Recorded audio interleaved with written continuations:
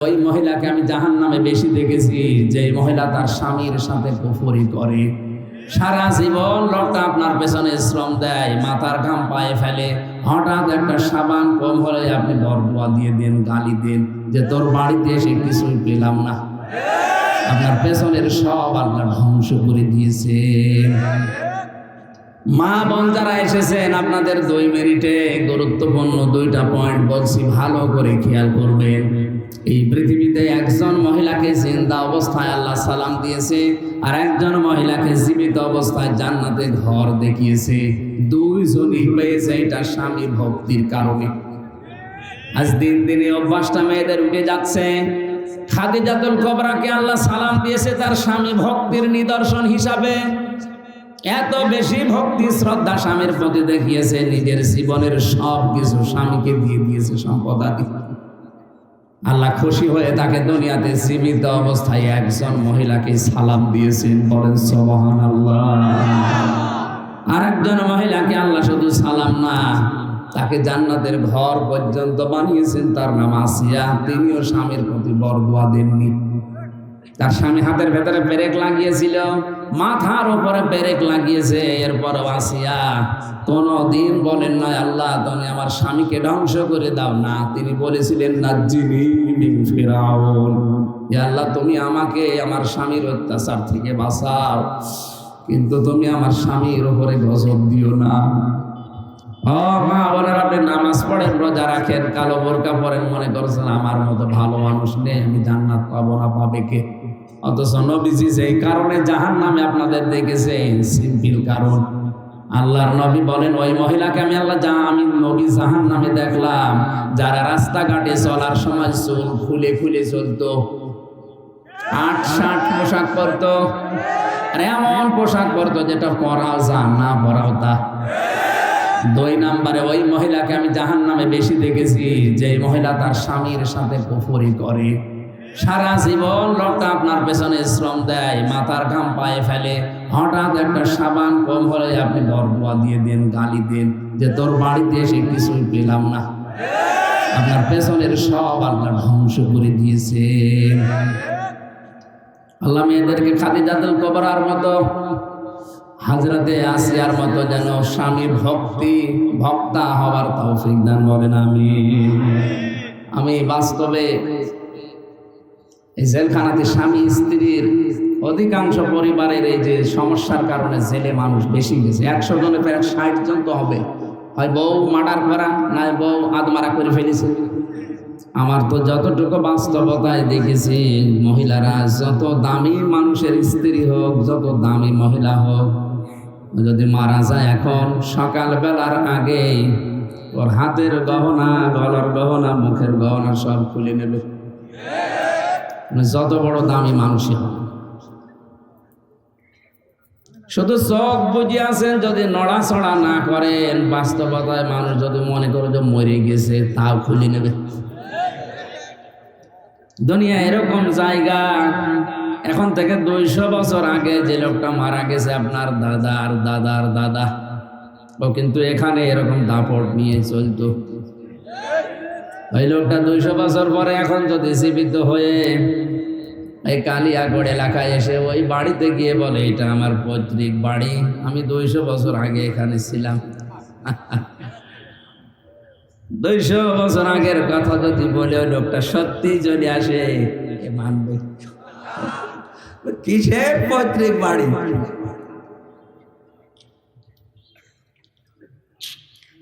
অথচ বিশাল সম্পদ, কিন্তু তার অধিকার ছিল, সেই বানিয়েছিল কষ্ট করে। আল্লাহ পাক এই সমস্ত দিকে তাকিয়ে জানিয়েছে আমাল হায়াতুদ দুনিয়া ইল্লা মাতাউল গুরুর।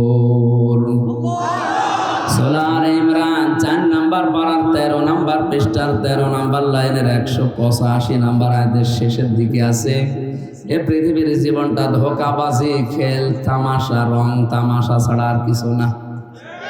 দুনিয়ার সব মানুষই ধোঁকায় পড়ে আছে। আমরা জানি ধোঁকায় পড়ে না থাকি, এই জন্য মাঝে মাঝে কোরআনের অনুষ্ঠানগুলো আমরা করি।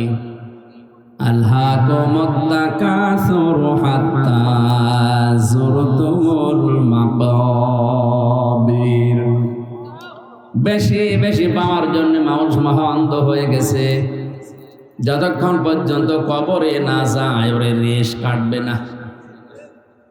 সুতরাং কবরে যাওয়ার আগে আমাদের রেশ যেন কেটে যায়, এই জন্য একটা বছর পরে বাগানে এনে সাজিয়েছেন আমাদেরকে কোরআনে কারিম শোনানোর জন্যে।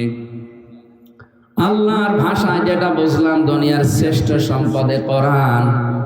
আমরা যেহেতু আজকে অন্তত একটা অনুষ্ঠান কোরআনে কারিমের মাধ্যমে পেয়েছি, এটা নিয়ামত মনে করি আমরা নাকি?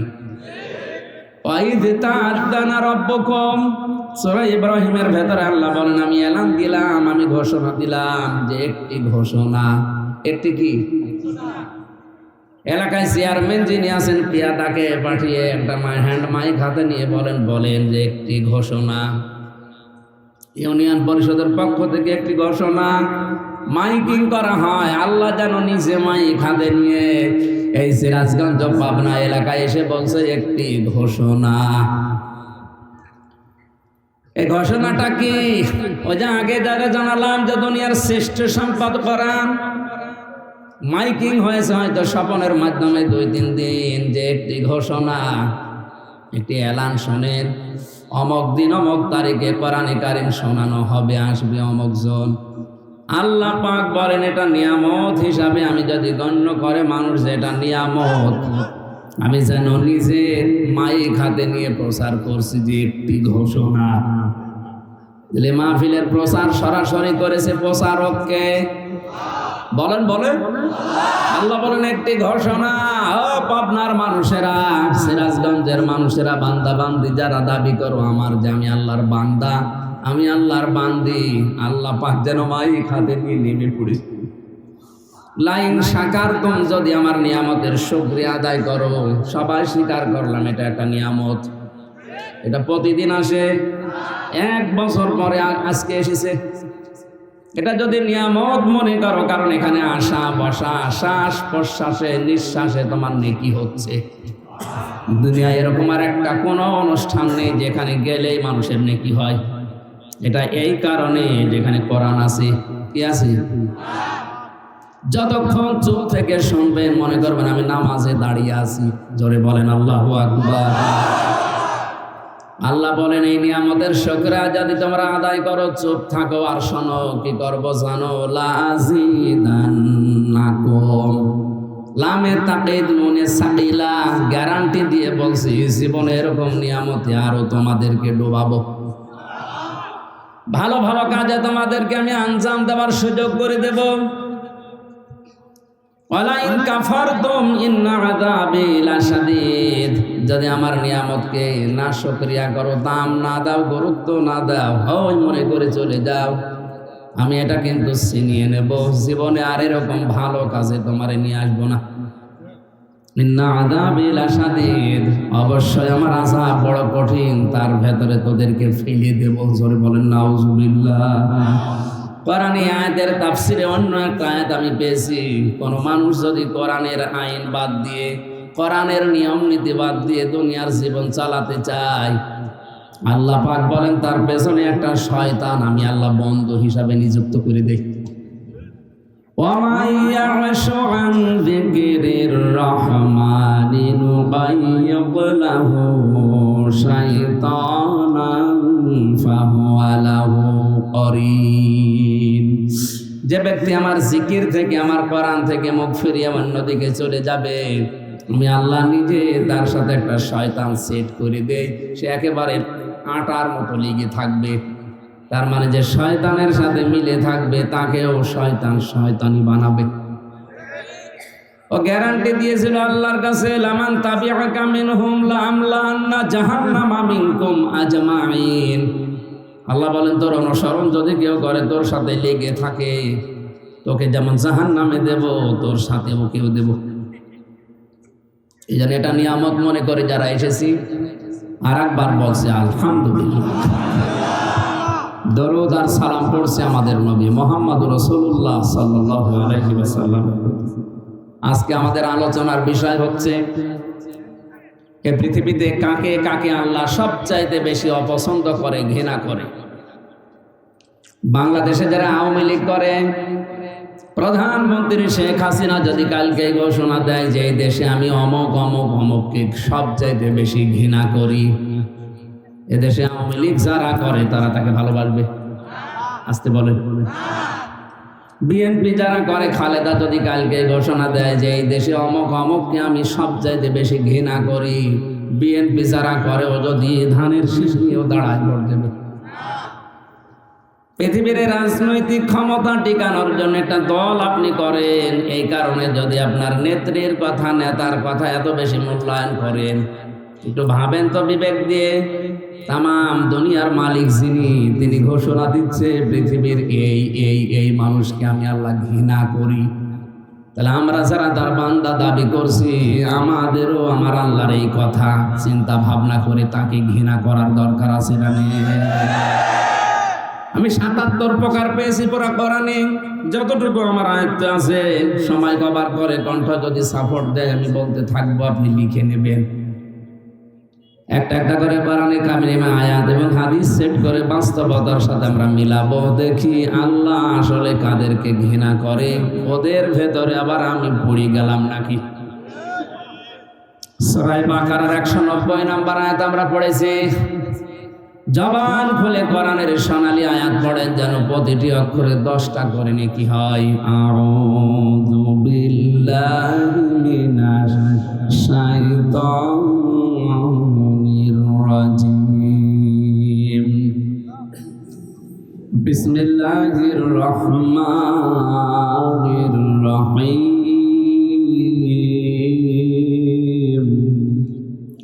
ওয়াকাতিলু ফি সাবিলিল্লাহিল্লাযীনা ইউকাতিলুনাকুম ওয়া লা তা'তাদু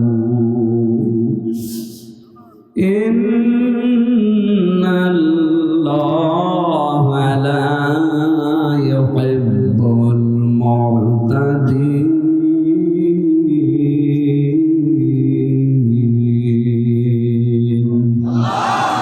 সাদাকতা ইয়া রাব্বানা, আমার আল্লাহ যা বলেছে সত্য বলেছে। সূরা বাকারা 286টা আয়াত আছে, 40টা রুকু আছে, মাত্র একটা আয়াত পড়েছি আমি। এই আয়াতের ভেতরে মূল কথা হচ্ছে আল্লাহ কাদেরকে দুনিয়ায় সবচাইতে বেশি অপছন্দ করে, ঘৃণা করে, বলেন নাউজুবিল্লাহ। আরম্ভ হচ্ছে আল্লাহ পাক বলেন, অকাতিলু, তোমরা লড়াই করো। কি করো? এই কথাটা শোনার পরে আমার মনে হয় যাদের ভেতরে ইমানের একটু সমস্যা আছে, ওদের সবার কাছে এটা মনে হবে যে আল্লাহ মনে হয় মারামারির পক্ষে। পৃথিবীতে এমন এমন কিছু কাজ আছে যেখানে বুখারী শরীফে কাজ হয় না, বাকারী শরীফ লাগে। এই জন্য আল্লাহ কঠিন কঠিন আইন দিয়েছেন কোরআনে। এমন মানুষের চরিত্র তো আল্লাহ জানে, কারণ আল্লাহ তারে বানিয়েছে। পরে আপনি সোনা মধু করে ওয়াজ করে ওই সমস্ত কাজ থেকে বিরত রাখতে পারবেন না। ওই জায়গায় লাগবে বাকারি। কি লাগবে?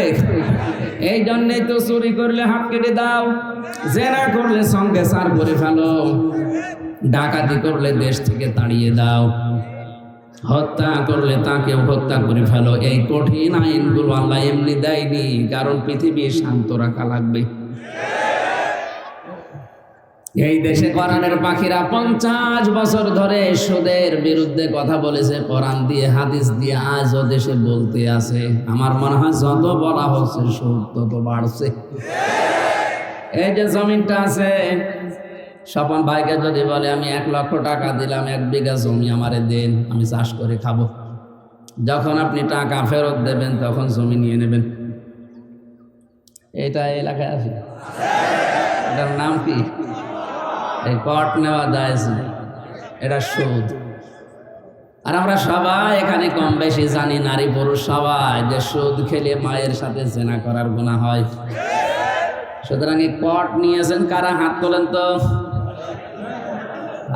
না, এটা আমরা হাসির খোরাকি না, আমরা ওয়াজ এখন থেকে আমল করবো। আরে ভাই, আমার ইবাদত বন্দেগী ওয়াজ যদি কবলই না হয় তো ছাতা করে আমি করবো কি? বলেন, কট নিয়েছেন যারা একবার আল্লাহু আকবার বলে হাত তুলুন। অনেক টুপিওয়ালা দাড়িওয়ালা মানুষও এই কাজ করছে। তার মানে এই কাজটা আপনারা কি এলাকায় জায়েজ মনে করেন না হারাম মনে করেই করেন? জায়েজ না, এটা জায়েজ। এখন হারাম পেটের দায়ে এটা তো ফতোয়া বানিয়েছে মানুষ যে জান বাঁচানো ফরজ, জান বাঁচানোর জন্য মিথ্যা কথা বলা জায়েজ আছে। কে বলেছে আপনাকে ফতোয়া? আপনি কি নতুন নতুন ইসলাম বানাবেন? না, পেটের দায় বলেন আর যে দায় বলেন হবে না। হারাম কাজে যাওয়া যাবে না, অন্য কোনো পন্থা অবলম্বন করা লাগবে। এটা জায়েজ করার জন্য যে সুরতগুলো আছে ওইগুলো করেন।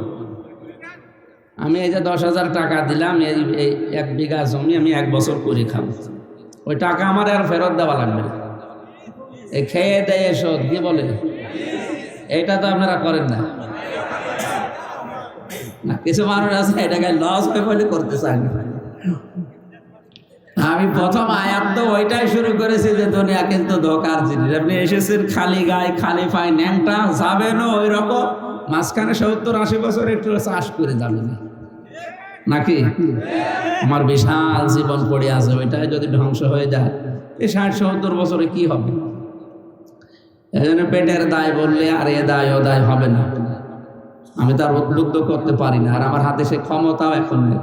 যাদের হাতে এইটা আছে এই মানুষগুলো যদি চেষ্টা করতো, জাকাত ভিত্তিক অর্থনীতি বাংলাদেশে যদি কায়েম করতো, 53 বছর দেশটা স্বাধীন হয়েছে, এই দেশে সুদের 4 আনাও থাকতো না। ওই আফগানিস্তানে তো সুদ নেই, ওদের দেশ চলছে না।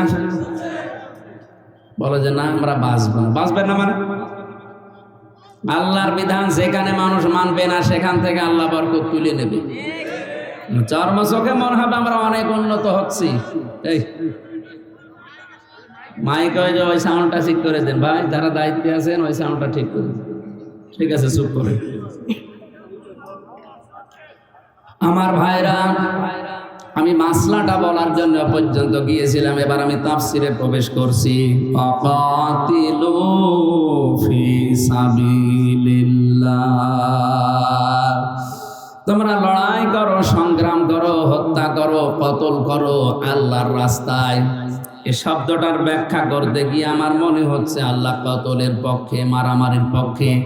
এই কারণে উনি পক্ষে কথা বলেছেন, কারণ দুনিয়ার মানুষের চরিত্র উনি জানে। পুলিশগুলো মানুষকে ডান্ডা দিয়ে ঠান্ডা করে এমনিতে না, কিছু মানুষের চরিত্র ওই রকমই। জেলখানায় 3টা বছরে আমি বাস্তবতা অনেক কিছু দেখেছি। এমন এমন মানুষ জেলে আছে 30 বছর 32 বছর জেল খাটছে, ওর কোনো পরিবর্তন নেই। ও আগে যা ছিল এখন তার চাইতে আরো বেশি হয়েছে, এখন হয়েছে টপ টেরর টিটি। যতদিন না মরবে ততদিন ওর বের হওয়ার কোনো চান্স নেই। বড় বড় আসামির সাথে আমি দেখেছি, বাংলাদেশে ওদের মতো আসামি আর নেই।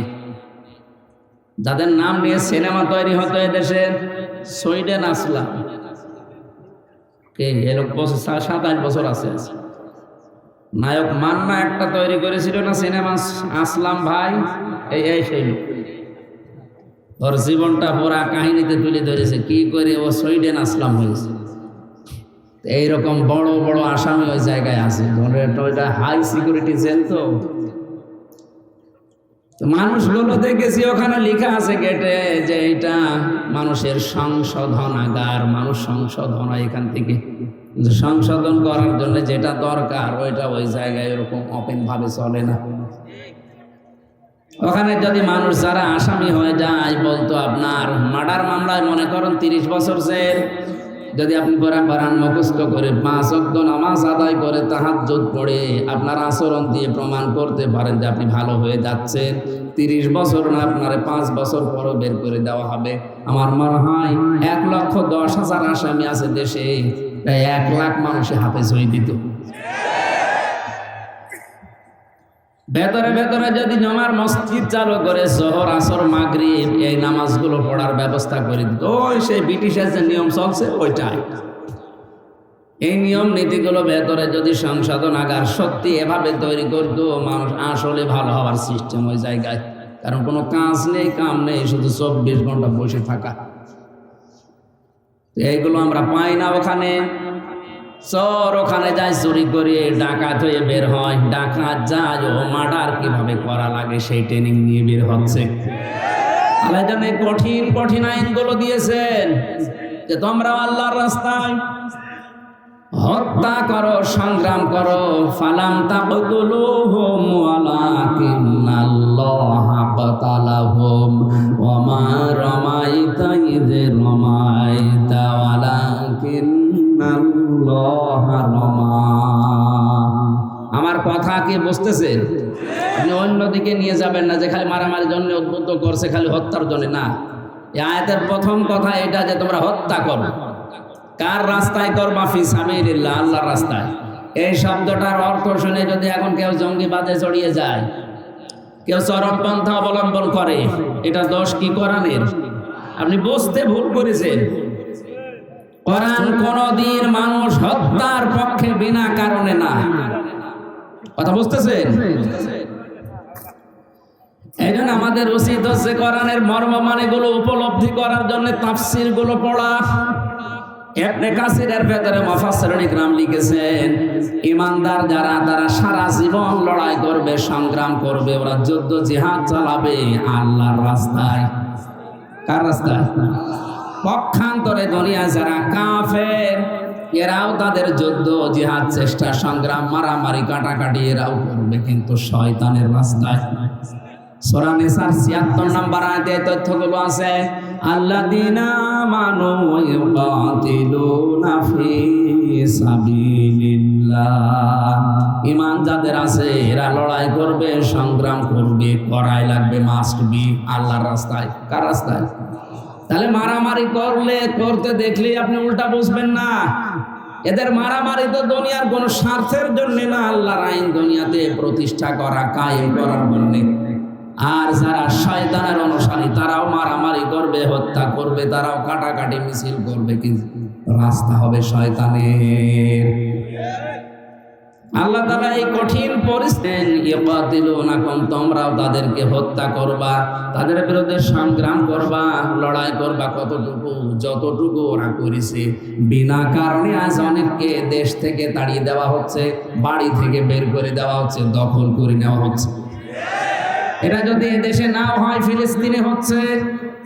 কথা বলে না কেন? সুতরাং তাদেরকে বিনা কারণে তাদের মাতৃভূমি থেকে, নিজের বাড়ি জায়গা ঘর থেকে বের করে দিয়ে জোর করে দখল করছে। এদেরকে আল্লাহ আদেশ দিয়েছে যারা এই অবিচার গুলো করেছে ওদের বাড়ি ঘর থেকে বের করো, ওদেরকেও মারো, হত্যা করো। আপনার জায়গা যদি এরকম কিছু করে, বৈধ জায়গায় বৈধ ট্যাক্স দিয়ে বসে আছি, জোর করে আপনি এখান থেকে তুলে দেবেন, থাকতে দেবেন না, এমন এমন অত্যাচার করবেন যেন আমি চলে যেতে বাধ্য হই। এখন প্রশ্ন আসতে পারে, এরকম কোন জায়গায় হয়? আপনি টের পাচ্ছেন? এক বউ এসে বলছে, কি গো তুমি যে আমারে বারবার পিটাও, আমাকে কি রাখবা না? স্বামী বলছে, কিলের ওজন দেখে টের পাও না? প্রতিদিন তোমার যে কয়টা করে কিল বসা, এই কিলের ওজন দেখে তো টের পাওয়ার কথা যে তোমার রাখবো কিনা।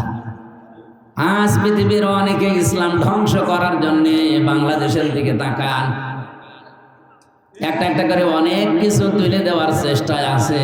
এরপরেও আমরা যদি প্রশ্ন করি কি আমাদের রাখবা না, ইশারা দিয়ে বলে টের পাচ্ছেন না। 1 থেকে মাস্টার্স পর্যন্ত মুসলমানের দেশে নবীজির জীবনী পাওয়া যাচ্ছে না, সাহাবীদের জীবনী পাওয়া যাচ্ছে না, কোরআনের একটা নির্ধারিত অংশগুলো যেগুলো ছিল ওগুলো পাওয়া যাচ্ছে না। তা আপনি কি পড়ে মানুষকে মানুষ বানাবেন? এখন যদি বলেন মানুষ কি তারা না পশ্চিমারা? কিসের মানুষ তারা? যারা নারীতে নারীতে বিয়ে করে, পুরুষে পুরুষে বিয়ে করে, আল্লাহর দৃষ্টিতে এগুলো মানুষের বাইরে চলে গেছে। আর তাদের কালচার শুরু করার জন্য আজ যারা এই সমকামিতাকে প্রমোট করছে, এ দেশকে আপনি ডেড সি বানিয়ে দেবেন নাকি? জর্ডানের দিকে তাকান, লোক নবীর জামানায় যারা পুরুষে পুরুষে বিয়ে করে এই অন্যায় কাজটা দুনিয়ায় চালু করে আল্লাহ এত রাগ করেছিলেন তাদের উপরে, তাদের পুরা জমিনটাকে জিবরাইল একেবারে মাটি থেকে আকাশ দিলে আষাঢ় দিয়ে ডেটসি বানিয়ে দিয়েছে। আপনি মনে করছেন জিবরাইল এখন আর আসবে না দুনিয়ায়, নাকি আল্লাহর ক্ষমতা এখন শেষ হয়ে গেছে, ক্ষমতা এখন চলছে বুশের? আমাদের সাবধান বাণী উচ্চারণ করা দরকার, সেইটাই আমরা কোরআনের অনুষ্ঠানে করছি। কারণ কি অবস্থায় আপনি নিয়ে যাচ্ছেন ৯৬% মুসলমানের দেশে, বলেন তো এই লোকটা একটা প্রশাসনে চাকরি করার পরেও যদি 10 জায়গায় অনুমতি নেওয়া লাগে, সাধারণ মানুষ কোরআন প্রচার করলে কি করত? কোথায় নিয়ে যাচ্ছেন? আমি কি এখানে মারামারি করার জন্য, ডাকাতি করার জন্য, চুরি করার জন্য ট্রেনিং দিচ্ছি? ৫০,০০০ মানুষও যদি হয়, অন্তত ৫ জন মানুষও যদি দিনের দিকে ফিরে আসে, এর জীবন সাকসেস। কিয়ামতে মহান আল্লাহ এর আমলনামা দেখাবে, বলবে তুমি হজ করেছো, বলবে জীবনে হজ করার টাকা কোথায় পাবো? না, তাফসীর মাহফিল দিয়েছিলে, সেখানে হজের বয়ান হয়েছিল, উদ্বুদ্ধ হয়ে অনেক টাকাওয়ালা মানুষ হজে গেছে, যাদের হজ কবুল হয়েছে ওরকম মানুষের আমলনামার সওয়াব তোমাকে আল্লাহ দিয়ে দিয়েছে। এই নেশায় তো এগুলো করছে, তাছাড়া কোন দরকার আছে লক্ষ লক্ষ টাকা খরচ করে আপনাকে দিনের বেলা এখানে নিয়ে এসে রোদের ভেতরে বসিয়ে রাখা? ওই লোকটার উদাহরণ দিচ্ছিলাম এমনিতে না, বাস্তবতা যেটা দেখতে পাচ্ছি। আহারে কি চলছে, কোরআন প্রচার করতে গেলে ৯৬% মুসলমানের দেশে যদি এত বাধা আসে, তাহলে হিন্দুদের দেশে কি হবে বলেন তো? টের পান না কিলের ওজন দেখে যে কি করবো, তোমার টের পেয়ে গেছি। এই জন্য আল্লাহ লড়াইয়ের কথা বলেছে, টিকে থাকার জন্য তোমাকে ওরা যে আচরণ করেছে ওইভাবে তোমার আচরণ করো, কিন্তু সাবধান, ওয়ালা তা'তাদু, সীমা লঙ্ঘন করবা না। কেউ যদি ১ চড় তোমাকে দেয়, তুমি ১ চড় দিতে পারো অনুরূপ, কিন্তু ২ চড় দিলে আবার অবিচার হয়ে যাবে। কেউ যদি বাড়ি থেকে বের করে দেয়, তোমারে বিনা কারণে মামলা দিয়ে ধরিয়ে দেয়, এরকম পরিবেশ আসলে তুমিও ধরিয়ে দাও, কিন্তু সাবধান, সীমা লঙ্ঘন করা যাবে না। ওয়ালা তা'তাদু দিলেন কেন? জিহাদের ময়দানে গিয়েও যদি কেউ যুদ্ধ করছে, জিহাদ চালাচ্ছে, এমন সময়ও যদি সীমা লঙ্ঘনের সময় আসে না, সীমা লঙ্ঘন করা যাবে না। এটা খুব খারাপ জিনিস। বিশ্বনবী মুহাম্মদ রাসূলুল্লাহকে পুরা কোরআনে আল্লাহ যে নির্দেশগুলো বেশি দিয়েছেন, তার ভিতরে এটা একটা। হে নবী, আমি কিন্তু সীমা লঙ্ঘনকারীকে পছন্দ করি না। ইন্নাল্লাহা লা ইউহিব্বুল মু'তাদিন, যারা সীমা লঙ্ঘন করে, ক্রস করে চলে যায় বর্ডার, তাদেরকে আমি আল্লাহ পছন্দ করি না। কে বলছেন? এ দুনিয়ায় যত মানুষ বিদায় নিয়েছে নিকৃষ্ট ভাবে, পুরা কোরআনে তাদের জীবনী আল্লাহ তুলে দিয়েছে। নূহ নবী আলাইহিস সালাম, কথা বলেন না কেন? হযরত নূহর জাতির প্রতি আল্লাহ যে ধ্বংস গজব পাঠিয়েছিলেন, তারা কিন্তু সীমা লঙ্ঘন করেছিল আল্লাহর নবীর দাওয়াত পাওয়ার পরেও। হযরত হুদ আলাইহিস সালাম, তার জামানার লোকেরা সীমা লঙ্ঘন করেছিল। হযরত সালেহ আলাইহিস সালাম, তার সীমা লঙ্ঘন করেছিল জাতির লোকেরা। আল্লাহর নিদর্শন আনতে বলেছে, আল্লাহ পাঠিয়েছে, ও কিন্তু নিদর্শন পাওয়ার পরে দেখার বড় মানে নাই, আরো সীমা লঙ্ঘন করে ফেলেছে। হযরত শুআয়ব আলাইহিস সালামের জামানার লোকেরাও সীমা লঙ্ঘন করেছিল। ওরা কোরআনে আল্লাহ এই ঘটনাগুলো তুলে দিয়েছে খেলা করার জন্য না, শিক্ষা নেওয়ার জন্য। আল্লাহুম্মা আমিন। রব্বানা যালামনা আনফুসানা ওয়া ইল্লাম তাগফির লানা ওয়া তারহামনা লানাকুনান্না মিনাল খাসিরিন। রব্বানা যালামনা আনফুসানা ওয়া ইল্লাম তাগফির লানা ওয়া তারহামনা লানাকুনান্না মিনাল খাসিরিন। রব্বুল আলামিন, সিরাজগঞ্জ পাবনার কালিয়া করে এই ময়দানের দিকে তোমার দৃষ্টিটা দিয়ে দেখো। হাজার হাজার বান্দা বান্দিরা দিনের বেলায় হাজারো কাজ বাদ দিয়ে তারা কোরআনে কারীম শুনছিল। কোরআন শোনার জন্য যাদের এত আগ্রহ, আল্লাহ এদেরকে তুমি ওমরের মতো হিরো বানিয়ে দাও। সওয়াব যদি দিয়েই থাকো কোটি কোটি গুণে বাড়িয়ে দাও। কিয়ামতে যেদিন কেউ কারো হবে না, সুপারিশ করার জন্য যে নবী আসবে ওই নবীর রওজায় পৌঁছিয়ে দাও। দুনিয়ার মাটির নিচে যত মানুষ আছে আল্লাহ কোরআনের ইজ্জতে মাফ করে দাও। যত গুনাহ করিয়াছি গোপনে মাফ করে দাও আল্লাহ তুমি নিজ গুণে।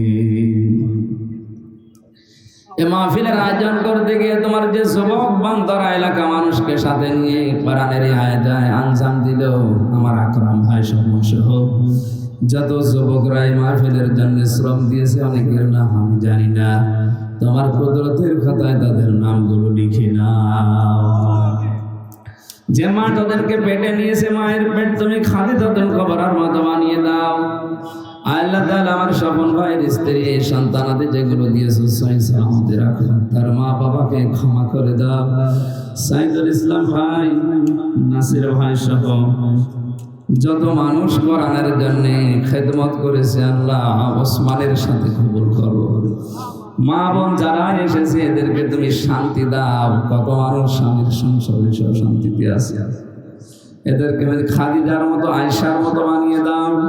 স্বামীগুলোকে হযরতে মুহাম্মদ রাসূলুল্লাহর মতো চরিত্র দাও, হযরতে আলীর মতো স্বামী বানিয়ে দাও। আল্লাহ তাআলা বড় আশা নিয়ে কোরআনের এই ময়দানে তুমি জেলখানা থেকে যখন মুক্তি দিয়েছো, আমার কণ্ঠটা আগের অবস্থায় ফিরিয়ে দাও। সহজ সরল ভাষায় কিছু কথা যেন বলতে পারি, সেই তৌফিক দাও। কোরআনের জন্য আমাকে যারাই ভালোবাসে আল্লাহ তুমি তাদেরকে তুমি পরে তুমি নাও। মোজাম্মেল ভাই সহ যত মানুষ কোরআনে কারিমের জন্য আমাকে ভালোবাসে মহব্বত করে আল্লাহ তুমি হামে ও নাসির হয়ে যাও। রব্বি হাবলি মিনাস সালিহিন, রব্বি হাবলি মিনাস সালিহিন। আসরের নামাজের আযান হবে, আমরা শেষ করে দিয়েছি। যতটুকুই শুনলাম জানলাম, অন্তত এই 7 প্রকার মানুষ থেকে তুমি আমাদেরকে বাঁচাও। আমরা এদের সাথে সম্পর্ক রাখতে চাই না, যেন না রাখি সেই ব্যবস্থা করে দাও। আমরা তোমার গোলাম হতে চাই। ইয়াকা না'বুদু ওয়া ইয়াকা নাস্তাঈন। আল্লাহুম্মা ইন্নী আসআলুকা শাহাদাতান ফি সাবিলিক ওয়াজআল মাউতি ফি বালাদি রাসূলিক। তোমার ইসলাম তুমি রক্ষা করবা আমাদের মাধ্যমে, আল্লাহ তুমি আমাদেরকে মাধ্যম বানিয়ে দাও। শাহাদাতের মরণ দিয়ে ধন্য করো। কখন কার ডাক চলে আসে জানি না, সেজদা অবস্থায় মরতে চাই। যখনই নামাজের সেজদায় থাকবো, আজরাইলকে পাঠিয়ে আস্তে করে জীবনটা তুমি নিয়ে নিও। আর একবার হলেও যেন পড়তে পারি শেষ কথা, লা ইলাহা ইল্লাল্লাহু মুহাম্মাদুর রাসূল।